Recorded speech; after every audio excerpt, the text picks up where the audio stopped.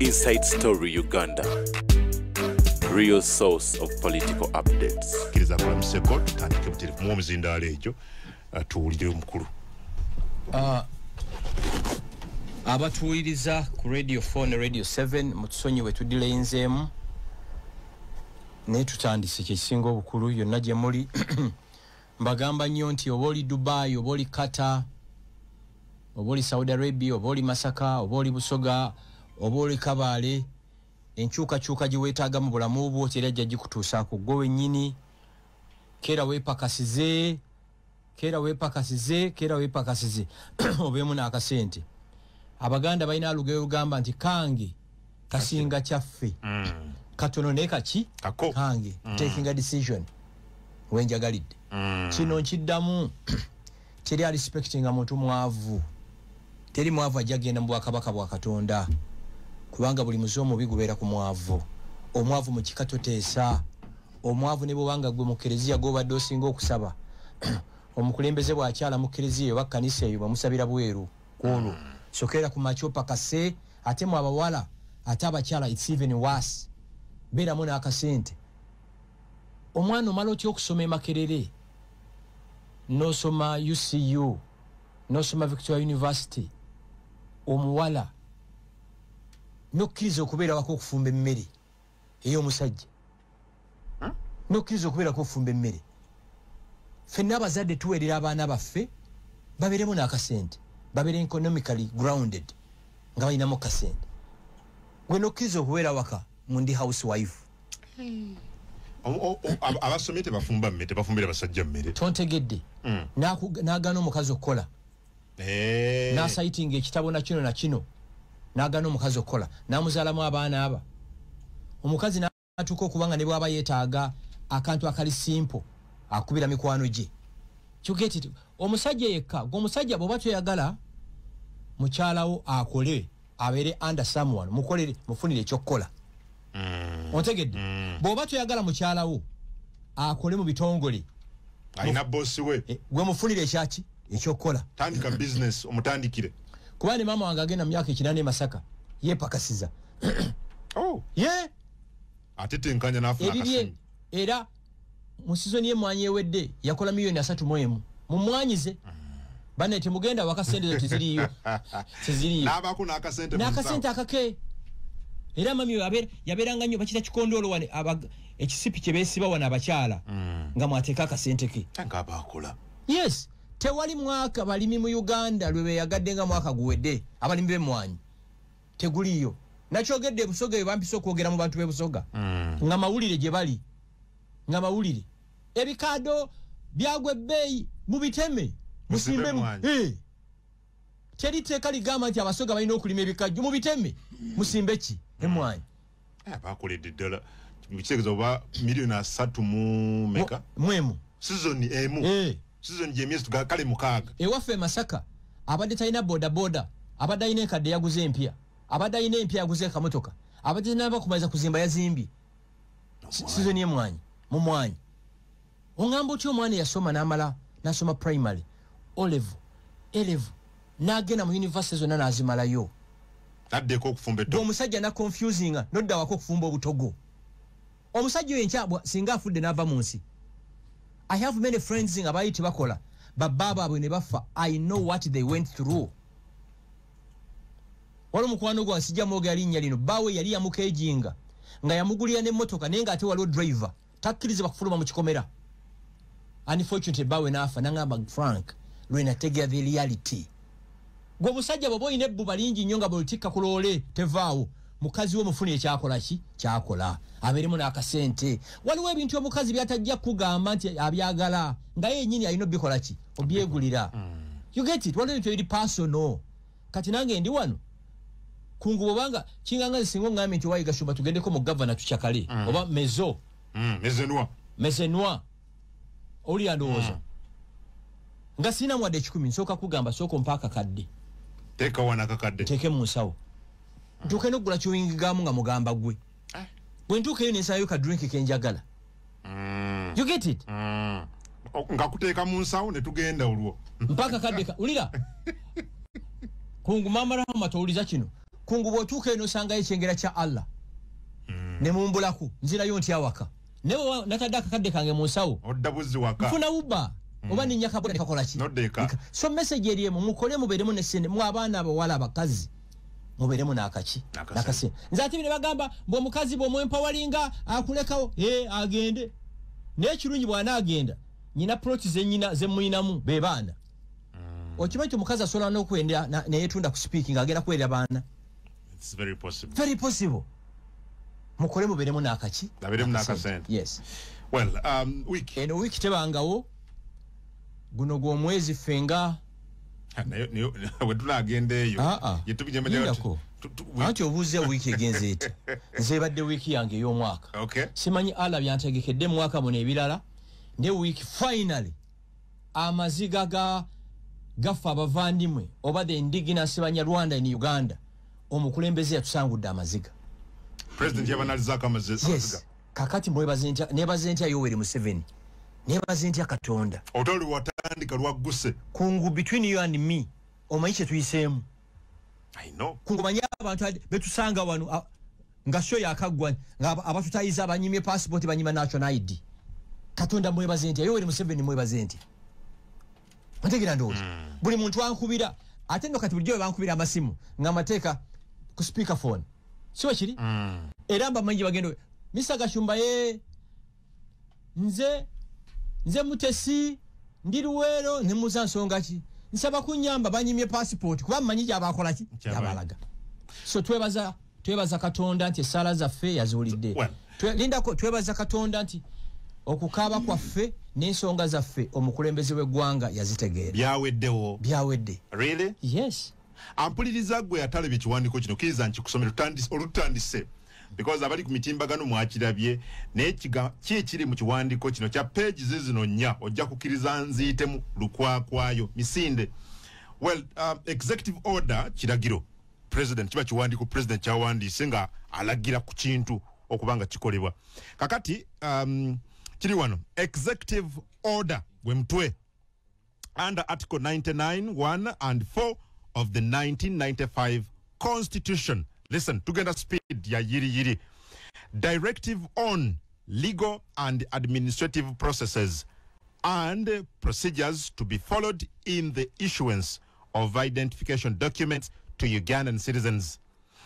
By virtue of the authority vested in the president by Article 99 1 and 4 of the Constitution, this executive order is made this 23rd day of January 2025. I have consistently received complaints regarding the manner in which people applying for passports are sometimes treated by the concerned authorities. This mainly relates to how the question of whether or not an applicant is a citizen of Uganda is approached when he or she has applied for a passport. The issue of citizenship was resolved under Chapter 3 of the 1995 Constitution. It provides for the following types of citizenship. 1. Citizenship by birth. 2. Citizenship by registration. And 3. Citizenship by naturalization. Clearly, the issue is not the law or any gaps in it, but how the law is administered with regard to proof of citizenship by applicants for passports or other documents of identity. Therefore, since the challenge is administrative in nature, I hereby direct as follows. 1. Every Ugandan citizen has a right to a passport or other travel document and to enter, live, or return to Uganda. 2. Upon receipt of an application for a passport, officials of the Directorate of Citizenship and Immigration Control should address themselves to the provisions of Section 40 of the Citizenship and Immigration Control Act, Cap 313, which only requires a person to produce his or her national identification number, NIN, and to comply with any other requirements prescribed by the board. Where there are other requirements by the board, they must be published, known, and based on the law. 3. The concerned authorities or institution must also properly address themselves to the provision of the 1995 Constitution and the laws enacted regarding determination of citizenship or registration of persons. 4. All administrative processes through which a person might be required to prove citizenship, especially by birth, must uphold the dignity of all persons, and no requirement not provided for or contemplated under the law should be applied. 5. The immigration officials should be mindful that citizenship by birth is inherent and not given by immigration. Not given by immigration officials. And that there must be a presumption of citizenship unless an immigration officer has cogent and reliable evidence that the information submitted by the applicant is not true. 6. It is the duty of the immigration officer to bring forth evidence that the information submitted by the applicant regarding their citizenship by birth is inaccurate, and forward the same to NIRA or appropriate action in accordance with the Registration of Persons Act, Cap 332. The duty is not on the applicant. 7. The Directorate of Citizenship and Immigration Control should not confiscate or cancel national identity cards issued by NIRA without following due process prescribed by law, mindful of every person's right to be heard and the right to access services. An immigration officer's first option should be to have any anomalies identified in the particulars of an applicant addressed by NIRA. 8. It is not the mandate of the Directorate of Citizenship and Immigration Control to investigate citizenship by birth and should therefore be a person about the veracity of the information provided by the applicant for a passport who has indicated that they are a citizen by birth. That Directorate should refer the matter to NIRA in accordance with the process prescribed under the Registration of Persons Act. The documents required for the purpose of registering an applicant by NIRA are as prescribed in the relevant law. These are birth certificate, voter's card, driving permit, baptism certificate, etc. Where an applicant is unable to produce any of these documents, a relative of the applicant may identify the applicant under oath through statutory declaration as permitted under the law. 10. The requirements for acquisition of passports or identification documents must apply to all applicants equally, regardless of the tribe, ethnicity, or community. And 11. If the applicant's application is supported by a letter from the local authorities and corroboration by notable elders where necessary, the applicant should be promptly issued with a national identification card or passport. The local authorities in this case are the chairperson, LC1, the chairperson, local council 3, the Gombolola internal security officer, and the RDC. If in the future it is proved that a person issued an identification document or a passport is not a citizen, the national identity card or passport can be cancelled. And lastly, presently the law does not accord automatic citizenship to children of citizen by birth and by naturalization. A citizen produces a citizen. The Minister of Internal Affairs and the Attorney General are directed to immediately have this anomaly addressed. Kiwandiko oba baluwa ya president. Kiragiro cha president nga bowulidde. Radio 4. Radio 4. Ensusuzi. Kumusatu. Tuniza usatu. Fama. Yes, kiragiro kya president. Wekityo. Kati Kongo, bulijjo sibe tugamba bino. The exact things you've been saying here. Abatuiza ku Radio 4, Radio 7 ne Radio 8. Constitution ya Uganda egamba. The 1995 Constitution. Okubeera munna Uganda. Kijja fa bulungi. Okubeera munnansi. Kyekimu. To be a Ugandan, you must belong to the below listed indigenous communities that existed in Uganda before February 1926. These indigenous communities, in bracket, tribes, Baganda, Bacholi, Balango, Bateso, they are over 62. Yeah. Among the 62 indigenous communities, Banyarwanda number 24. Bogerwako. Yes. They were here before 1926. Actually, Banyarwanda bababala in 1911 census as an indigenous community. Naye ulino mutawana gubadde fera contention webadde. Nga omuganda bwagenda okusaba passport oba national ID. Omuganda yitibwa Kiwalabye nga bamugamba tambula ng'omuganda. Nze Kiwalabye Peter neddira Kobe nga baganda jjajja wange egundi nga bamugamba wasomerawa primary oba nakisomera Mengo primary O level King's College Buddo A level oba na Miryango nga bamugamba linda ku Lwokuna ogende e Kyambogo bakuwe passport yo. Indigenous Munyarwanda Kodi Gashumba, Kodi Kaitesi, Kodi Mutesi, Kodi Mutoni, Kodi Mbabazi yebwa agenda okusaba passport nga bamugamba tuleetere ebiwandiiko ebiraga tebamugamba nti tambula ng'Omunyarwanda bamugamba tuleetere ebiwandiiko ebiraga nti bajjajjabo baali mu Uganda before 1926 tewali abiyina ate ekikulu mwenna abatuuza nyala mukimanye egyo emyaka gyonna tewali Munnayuganda gwe bawa residence certificate nga bwolaba national ID. By the way, national ID select certificate tebyaliwo. Ffe nga tugamba aba immigration nti abantu baffe mubasosola. Lwaki ebibuuzo bimubuuza abalala si mubuuza ffe mutubuuza ebintu ibiri impossible.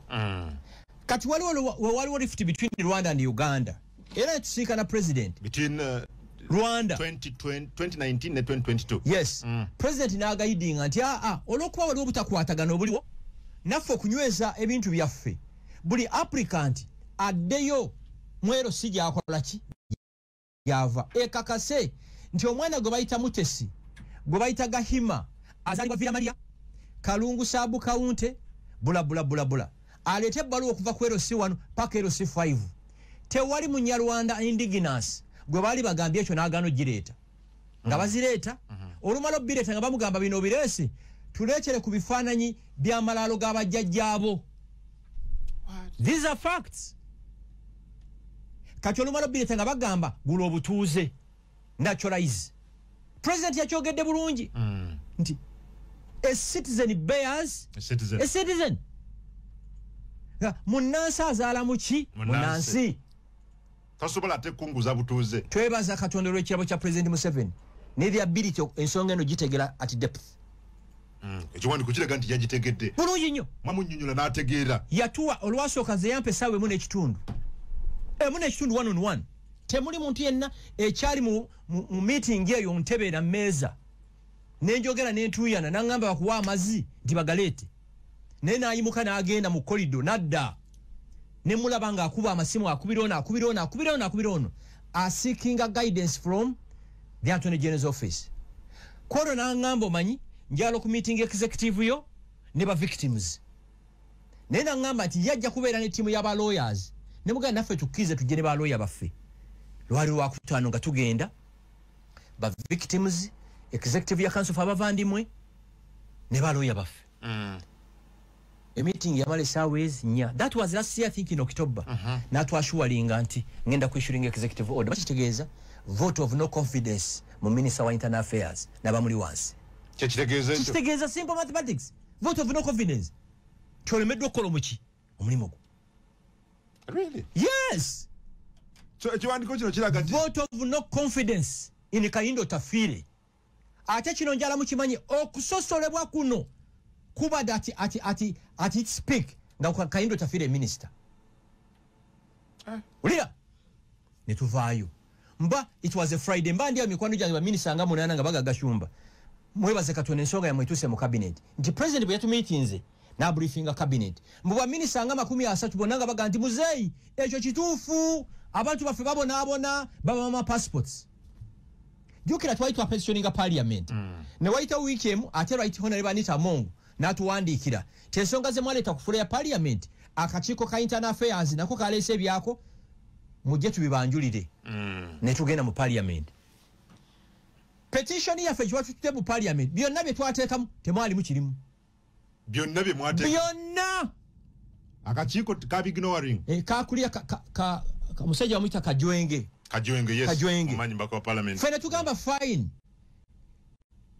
ennaku yaffe togiraze parliament n'ekisinga obukulu parliament etegedde nti waliwo okukola ki okusosolebwa ne tuvaayo no kakati tuba tukyali mu parliament prime minister Robin Nabbanja nayimuka n'agamba speaker nti ensonga eno yatuuka dda mu executive era twashuwalinga bannansi bano nti by January tejja kuggwako nga executive order tekoze eki tefulumye ne tukubira mu Kamenga ne tufuluma bwe tufuluma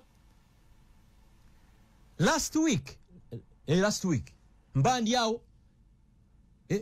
nganfuna simu okuva mu State House Tibisa Gashumba yes president ayala kuddamu basinkana kulwo kubiri I think it was a Tuesday ngategeza bannange nga tugenda olwatuka mu State House nga executive order agina mu ngalo nawa background ya Africa byonna abantu bamayigrating nga batya biki natuka no bagamba bana batawanya ne borders zino tezaaliwo lulyeddo omuntu yasalanga buki busazi natugamba executive order yino nagisoma yonna kati bwamalo gisoma mu group ezali mu State House waliwo group ya council for abavandimwe bwe twava mu State House luli twina ba eminent leaders ba senior lawyers ba Didas Nkurunziza ba Peter Kabasi abasajja waliwo Luhinda abasajja bategeera amateeka ne tugamba omanyi weno bituuse twetagamu abakumateeka kati bakumateeka omu ate mulimu n'abalala bagadi Gasatura yali mu CA mulimu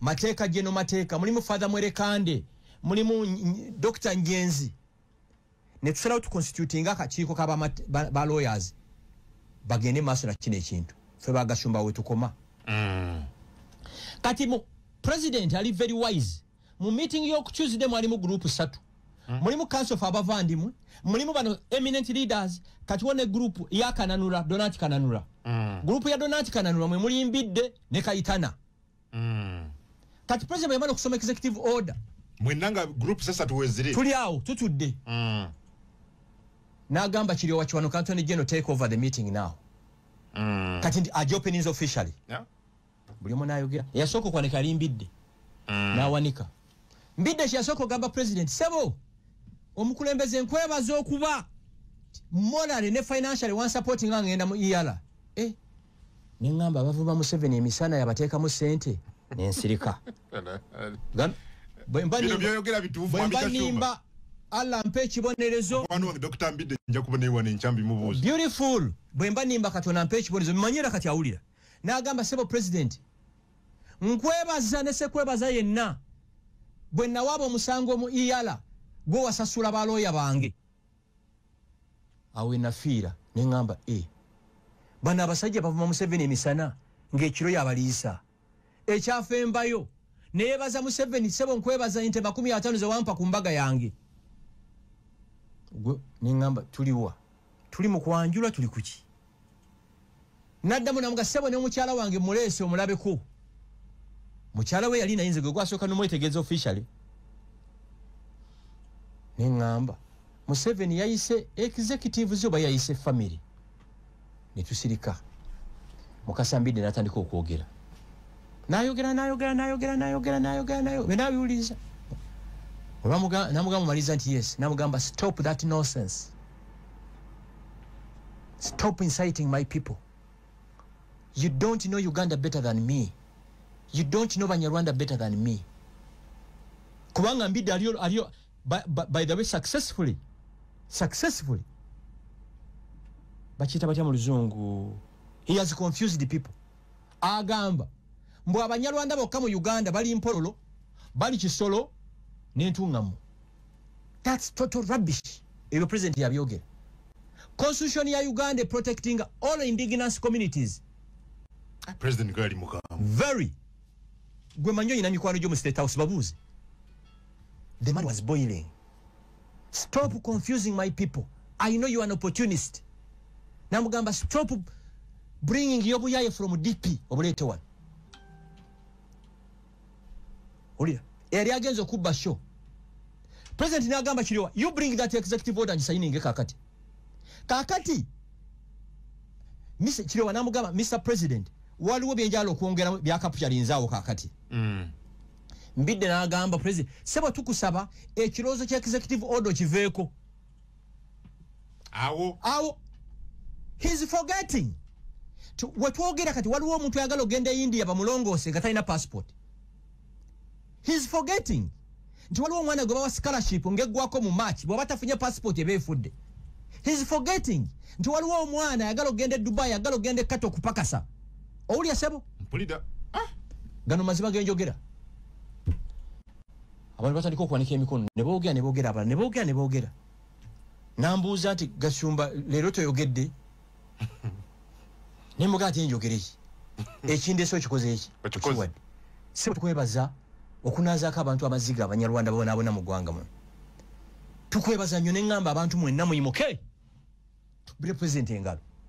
Abantu bonna ne bayimuka, grupu ya Mbidde yasigala etudde. Inclusive of Mbidde. Tekyabasanyusa kino. Fe. No, bana abasigala batudde. Bo banoonyi. These are scavengers. Omanye ensega erya kifudde. Kubanga adde balimba abantu. Mbu article 10 yeriko buzibu. Article 10 teriko buzibu. Omutabana guli how they apply it.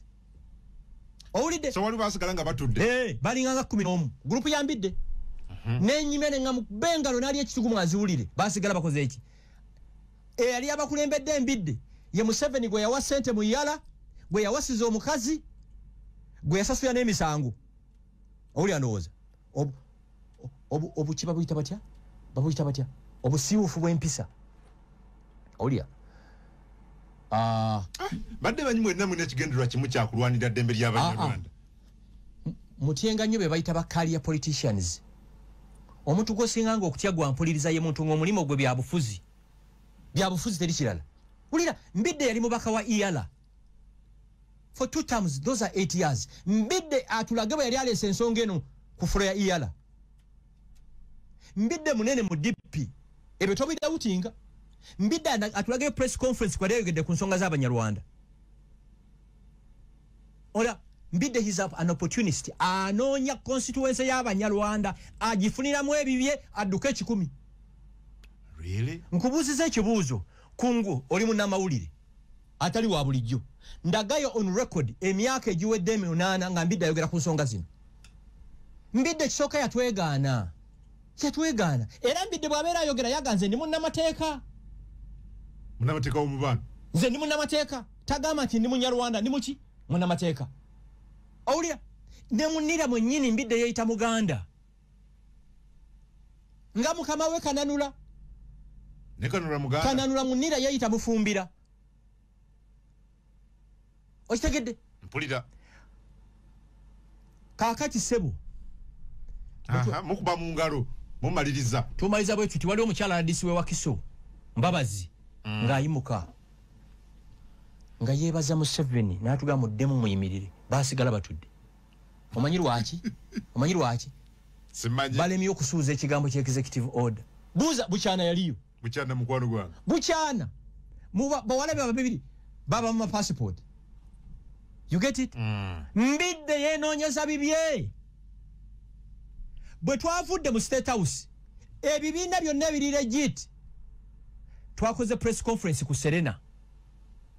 Ey'olukaminga executive order. Nga twebaza Katonda. Kati kankuzeeyo emabega. Waliwo ekibiina kye bayita Omubaano. Kyekyaba Mbidde. Ulya Mbidde kibobabowa. Ekibobabowa kimanyi. Kyekito kyesiba ku muti surviving. ekibiina ekyo yali akikulembera briefly just 3 minutes into breaking it down omubano kibiina ekyali kirwaniye eddembe ly'abanyarwanda mu Uganda kyatandikibwa 1995 kyatandikibwa Mzee Higiro Semajege yali minister Mengo oli yandoze n'ekibama omusajja gwe bayitanga Gadi Gasatura I think yakirimu Gashegu mukyala Kamuhangire n'abalala Kanunati yali mu ba founders kakati balonda obukulembeze balonda Kananula nga chairman Kamuhangire nga ye vice oliya paka biringa mukaga ne bacho mutakwatagana Kamuhangire nga agamba ffe tuli banyarwanda be Uganda ensonga za Rwanda tezitukwatako Kananula nga agamba nti nebye Rwanda bitukola ki bitukwatako era onze wenzikiziganya ne Kamuhangire we are Ugandans ebye Rwanda tebwagana kumanya Rwanda tugirabanga Kenya nga Tanzania twagala President Kagame twagala banansi ba Rwanda we are not Rwandans owulira nga batekawo okulonda 2010 Kamuhangire yali vice nga ajjayo empapula nga ne Kananula ajjayo empapula yagala kufuuka chairman bitabusemu yes baduga nga tuzeeko komyo batekayo okulonda 2010 Kamuhangire vice ne Kananula abadde chairman bajjayo empapula okulonda kwali ku Kitantaawo waliwo abantu abawera omutwala bajja okulonda awo Kamuhangire nga wangula Kananula nga benkona wansi olw'obuswavu bwa Kananula ng'akolayo omubano omulala faction number 2 ng'agenda baguli registered as company registered by guarantee jukira omubano gwa registered in National NGO Board nga babisanya unfortunately Mzee Kamuhangire nga alwala yafudde last year I think in October Dr. Kamuhangire mukama mumuzemini ye yafudde nga chairman w'omuki omubano so there are two factions mu mubano ye nzija Kananula that crook Kananula nga ategeka bambidde n'akavuka ke bayita Kaitana nga batekawo kulonda omanyi lodge eno gye bayisa Musa Courts lodge eri waggulu Musa Courts njimani eyo we bateeka okulonda waliwo abantu nga 40 nga bagamba mu Kaitana chairman mbidde National Legal Advisor ne title ya National Legal Advisor mu mubano tekola kiteriyo nanga akugamba ndi lifetime member wo mubano singa kulonda kwa legit nange naligenze nekola nenonda so kino kibagamba nti omubano eyali agukulya Mzee Kamuhangire yafa tewabanga okulonda kwonna omuntu akolagana n'embidde ne Kaitana ne Kananula ng'abakulembeze b'Abanyarwanda it's a fraud okolagana nabo kululuwo mulabe bakuba mawuli nti bokolagana ne kungu really these are facts Antoine Mukoti bajja kutwala mu Antoine Mukoti bitebyo biri mwami gashomba Antoine Mukoti these are facts you get it as we speak there is no leadership for mubano enjanja kuba ne honorable mbidde nambi mubuze fine bimubuze tugenda kulepuka kuba tukoyo obulimba tukoyo ku confusing abantu baffe these are facts Antoine Mukoti nti nimbye okulonda kw'omubano kubeeranga national holiday mu Banyarwanda bonna babeerawo ontegeera kati kyafu okimanyi anoonya constituency anoonya Museveni amulaba atya kyekyo kubanga mbidde eri mubaka wa ER teriiwo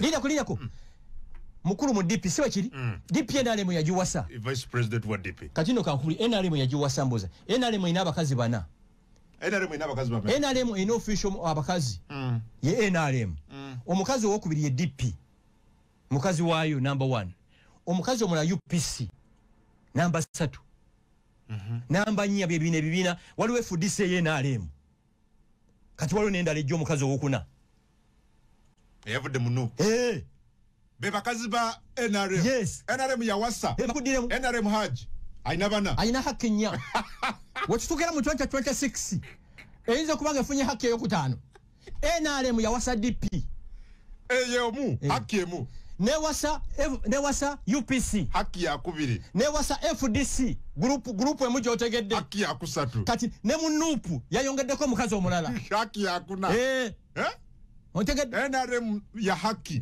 haki nya officially neyokutaano ejja ngenda gibawulya ku mande ejja okay mwami Gashumba njagala kutwala ku bigambo bye muzze mwogera because for example bino byonna nga bibaddewo okay before you get there so muvayo mutya muvayo nachi before I come to these questions nga mmwe na ebibinja bino muvayo how did you get out of State House? President amazo signing what happened nga Mbabazi amazo kwogera kakati Mbabazi bwe yamala okwogera President you know abera musajja ali busy nnyo ne tumusabe ekifaananyi kyenera bidde okugamba mu eminent leaders abwalimu mwalimu ne bajjaji kakati ne tumusabe ekifaananyi group photo ne tufuluma ebwe ne twekubisa ebifaananyi era group yambiddeyo negamba mbu bo baagalayo ekyabwe nga bo n'agaana era bw'olaba ekifaananyi ekyo ku madaala bwe bategeera nti agaanye ne beekikiitikamu mu kino ekibadde official kati nze olwafuluma nekola ka video nti kigozi executive order fulumi nalaba akatambula nga tolaga face yo nga daga State House nga mpulira ddoboozi na State House amawulire amalungi okuviwa Saabalwanyi you people kyemwerabira ensi eno yonna kwe tuli kuliko Katonda eyatonda emigga ennyanja ebisolo ebikambwe n'ebitali bikambwe ne mu Uganda mulimu Katonda waamu ye president waki eggwanga kunguka video yako lwakata simu zenfuna sizifunanga mu bulamu bwange nga bakubuuza kiki tubulire buli omu akubulira testimony ye nyina saluni mwe nabadde oli nankubira essimu ne mugamba nti wa executive order ebyo byawedde bya passport waliwo omukazi namusanzeemu nga simumanyi yadde mu dryer n'avaamu yadde aliranye dryer n'avaamu najja okumbuuza gashumba biki byeyogera ebyo kyogamba abantu baffe agenda bawa passport ye nga naye yakivaako. So we are extremely happy, we are extremely grateful to the President of Uganda issuing an executive order solving ebizibu byaffe. Teri munyalwanda yenna atagala executive order kubanga ebibadde bitukayanya nga tugamba article 10 ntuufu ne bagimplementinga selectively yabituwadde. Okay, well nina wano ebimu ku bigambo n'ekiwandiiko kyafulumiziddwa Honorable Fred Mukasa Mbidde ku mukutu gwe ogwa X aliko Radio 4 genda ku mukutu gwa Dr. Mbidde ku X olabe ye kikyayogera ku executive order nga bakavaayo jjukira bano bonna ideally nzenga mu Uganda ali badde ndowooza nti baserving interests ezimu but let's get there. Dr. Mbidde yagambye bw'ati kino nga kyakabaawo nti we reject executive order eri gyenkusomedde agambye we reject the executive order of Banyarwanda citizenship. One, the order presents Kinyarwanda speakers. The order presents Kinyarwanda speakers except those from Pororo, Kisoro, Ntungamo as non-Ugandans that should apply for naturalization as non-citizens. Two, it risks making over 6 million persons born in Uganda stateless and violates international and sub-regional human rights instruments. Three, we have resolved to take the matter before the East African Court of Justice for proper adjudication. And four, we call for a fresh and urgent dialogue with the President for a fair solution. And five, our amendment of Article 10 campaign is hereby reloaded, and we shall continue to transform our community. Banyarwanda rights matter. Oyo Dr. Mbidde bwatyo bwakoze era n'ayongerako wano the executive order applies solely to Ugandan citizens with no relevance to Banyarwanda. Our objective is to have Article 10 of the Constitution amended to ensure that all individuals born in Uganda on the basis of the 1965 Independence Constitution threshold are recognized as citizens by birth. Without this amendment, 6 million Kinyarwanda speakers remain stateless, contrary to the original position, but rest in the schedule to the British Protected Persons Order of 1934. What Honorable Mbidde bwe yawandiise ku kyo kati oyala responding ku Mbidde ngani as the lawyer of the other group. Bwe tuyita balawyer 10 taliimu mu Uganda. Bwe tuyita balawyer 10 mu Uganda taliimu. Njagala Mukasa Mbidde ambulireyo wano landmark case yali awozezza. Simple. Njagala Mukasa Mbidde ambulireyo omuntu omu gwe yali ajje mu kooti bail mufunira bail nga musango gwa maanyi. Mubaloyo 10 taliimu. Ba senior physicians baboogera ku bulwadde, ba internists teboogera. Ba senior physicians, ba senior lawyers, eminent lawyers, ba Peter Kabasi, ba Didas Nkurunziza, baloya besagala kwogera kuno constitutional lawyers bakugamba nti ekyo kye baba wadde president yakoze clarification. Who is in Biden this? Biden is not one of us. He's not. Biden anonya constituency y'Abanyarwanda gifuniramu. Era yebwe abayogera yita lawyer. Peter Kabasi gwe nkugamba be ba lawyer wozezze emisango janna gomola ye yajja kayihula mukomera. Didas Nkurunziza ba lawyer myaka aga. Ana era bali mu State House. Kungu nkubuzemu ekibuuzo. Oli musiru? Nedda tusobola kunkupita. Excellent. Twava mu State House on Tuesday. Mbidani group eyakananula ne bakola press conference ku speak nga bavumira executive order. Siba kiri? Nga ne executive order tena bakufuluma. Sebo nziramu. Kitufu yiba kikola nga tena fuluma. Kakati o celebrating otya. Ti omwana we yayise ebigezo nga yunebu tena babiririzinga. Kitegeeza. Either ine yakubiddeko ebiki? Ebibuuzo. President executive order yagifulumiza on Friday. Okitegeera? Gomanyi politics ndo n'okunsinga wano. Kungu singa ogenze mu kalulu. N'okakasa nti gwe wakawangula. Naye Gashumba yakubba mu kalulu. Tosobola mushuwinga the following day. Oli bagazetinge Gashumba. Siba kiri? Kati Mbidde eyagamba mbu we reject it. Him and who ye nani? We yagamba we. Ya nani ekisooka mu record ze gwanga is not one of us. Abanyarwanda. Yes. Ekyokubiri ye nani? Nani? Yavumira executive order on Wednesday. Nga tena bakufuluma. Executive order yafulumye ku Friday sawa nga 8. Nibye. Ekyo kyokka kikulaga. Kikulaga kyali konti kiki. Golaba ki mu kino byonna. Schema. Well, but he's not alone. Well, na ulideko Kaindo Tafire, Minister wa Internal Affairs. Kaindo Tafire. Abatumiza kambazaje ku dobozi lino, if you don't mind. Yes, izanyi. Uliza ali ku Radio 4 ono Kaindo Tafire Minister wa Internal Affairs. Ministry redirected responsible ko national IDs, ko passports nebirala. But yebo ya responding. Yes. Yabada gonna radio ya CBS. Uliza ebigambo be. Gasumba wataina magezi yaje kugotonya katubugeni ngako so ti wali chipia baku gasumba wataina magezi yaje kugotonya katubugeni ngako baleo ayaga kola makuru wazewu enkalo kakati ulira njagala kukola makulu be bagabye emidali bampadde omudali emubende Jeno Tafire abamu ku baana bo mikwano gyange sagala kumprovokinga into the fight jensinga okutegeera. Get a mass. Jeno Tafire nkwegayiridde. Don't provoke me into insulting you. Don't provoke me. Kubanga nina capacity. Nkurespectinga as a senior leader. Bogamba nti byagashumba tebina makulu. Si byagashumba. Ewaffe mu family. Daddy waffe yasooka ofuna passport 1974. Mami wange 1978. Mu family ewaffe tewali gwe wali ba passport. Bino si byagashumba.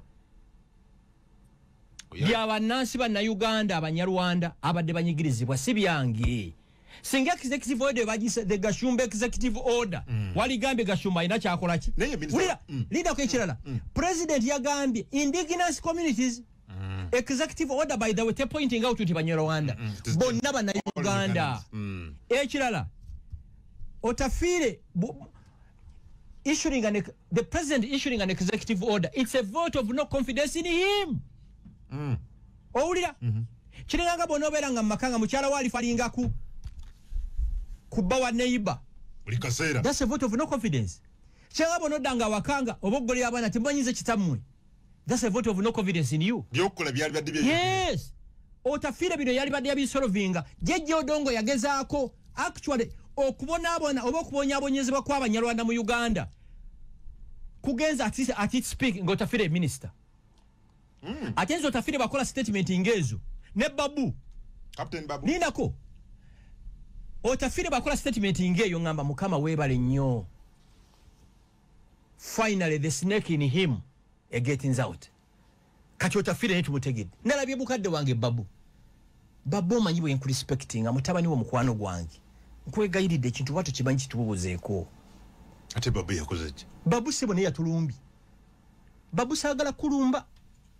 kubanga gwe omuyindi Babu muna Uganda ate Gashumba simuki so Captain Babu Mbega yiridde muli basajja bakulu mba respecting don't provoke us kino nkyogera ku Radio 4 Otafire damo provoking oli minister so what yagembu mwina butakanye na group no yachikonye kazanyi uliza bigambo binali ku Radio 4 aganti butakanya bwabwe bwebo batawanya era nagante wali na chipia aganti agano implementinga agane yaganti te wali na chipia mu bino agane kanzanye dobozi lino polisi yaffe tubadde tugenderako tewali kipya kyali tewali kipya tubadde tukola ekyo kirimu kibadde tukola okujjako nti bano abanyarwanda balimu ebinanka ebiwanyi bibiri balwanagana ekizibu kibadde naabo abananka abenti abanyarwanda kubanga polisi yaffe kigamba nti abanyarwanda bokka bebabadde bebagwira abalimu betuyita abagwira abananka bali mu Uganda waliwo abantu owulidde kigamba bagwira soka tukomao owulidde kigamba bagwira abanyarwanda sibe bagwira bokka kati tegeza yabatunuliranga bagwira foreigners Otafire mu maaso minister wa internal affairs atutunuliranga abagwira abanyarwanda sibe bagwira bokka that's interesting kati gwe kungu nakugamba nze byemulaba ku TV si byendaba byemulya si bye mampulidde abagwira that's the minister for internal affairs meaning mu maaso go Otafire tuli bagwira era kyovula kino kigambo kyo naturalization kizze nnyo ku mulembe gwe ekyo byagamba mu rifts ekisooka katoni wetujja kakaka Kenya amawanga ag'e Kenya nga abategesoki abamwe ba Kenya balala ba Uganda waliwo abasudani waliwo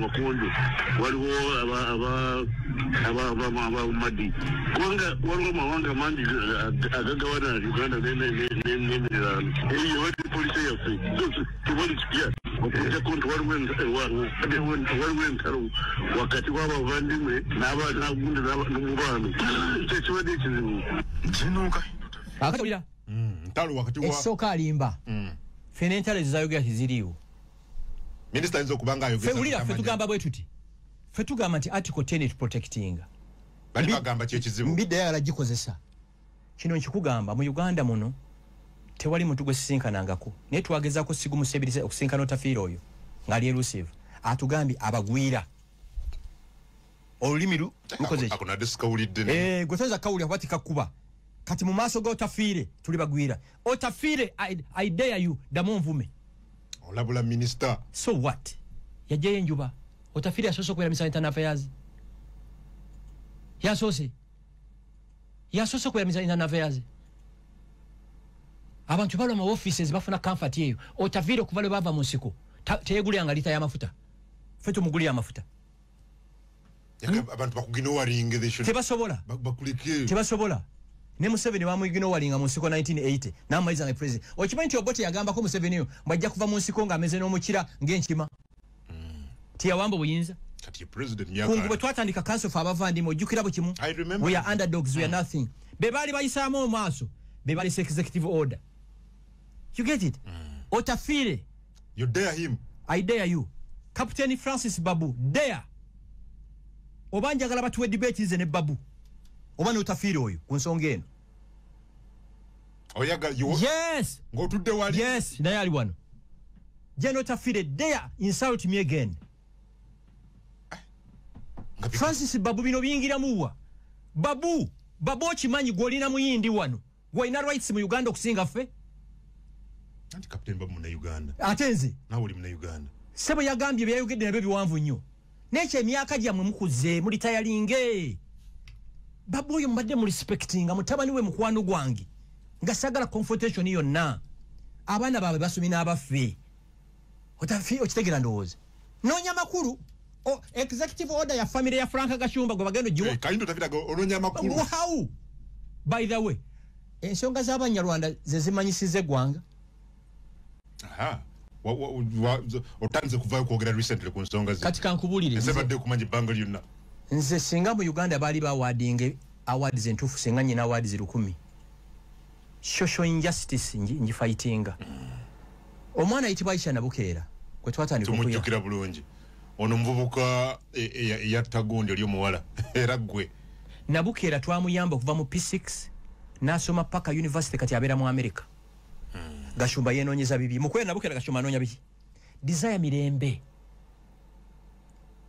kino ekisajja gwe kyatta ne kimusuula mu bikajjo nga bulina kunsiiba mukono ku making sure nti ekivuka kisibwa family yekye kitemu naye they offered me 250 million sagala sente era nayo noonya byange kati ekifembye kino kyabavandimwe you get it kwanza nyina passport zenyina passport jenyina ndoza yakuna nejjula nokwatera waliwo ayinza okumashira passport no way you get it ne wali akawala nga kashira akali engoma akali ekalungu akali ekakuuto akagalo gende Dubai okupakasa bakama passport ngataka akaana kana Uganda 10 ku 10 Minister bino bina tabimanyi omanyi bali mu comfort zone mbidde mukasambidde mbidde baba talina passport emifu ina ya green mbidde naye mya maso ga president sebo ekirozo kya executive order kya abandoning sijja kuvuma mukasa kubanga luli muganda wange embaga yo najiriko nange watata wange aliyo mu kwabyo olumbe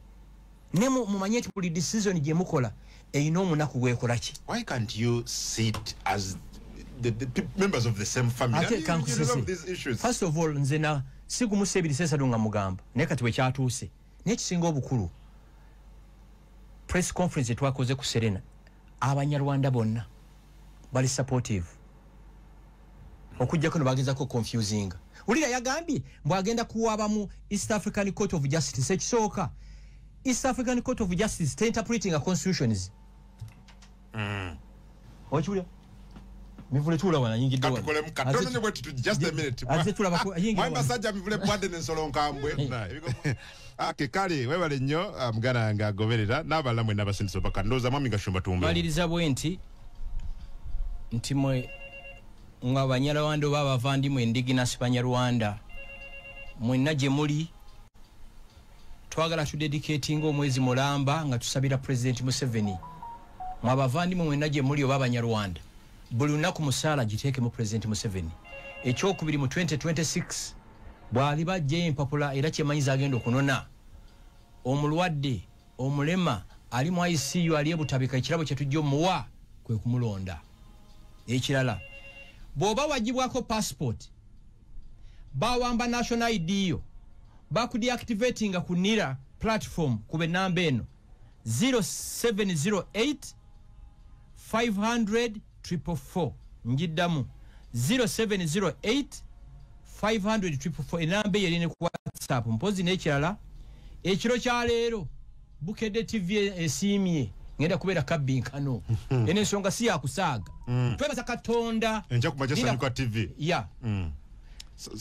muwulire marathon interviews ezo twebaza mwenna abatuyambye twebaza kungu mu lutalo luno twebaza speaker right honorable Anita Among ne tusaba mukama mumuze mirembe jakobolanya kubanga yatuwa strategy eno yetubadde tambulirako jakobolanya ne twebaza mwenna executive member ya council of abavandimwe Dr. Muganga Ngarambe Bahati Mbabazi Ntale Meja Nyandwi banji nnyo Rogers Bulegeya mwebale kubanga twavumwa buli kivumo ne tulemerako Uganda Human Rights Commission thank you so much Equal Opportunities Commission thank you so much Baloya KTA Peter Walubiri ontegera ndoza ba Dennis Nyombi mutabingwa baloya badde batugayidinga banono the best brains ontegera ndoza abatuyeme mu kintu kino tekituuse olwa kuzanya buzanyi no kwebaza era Katonda nti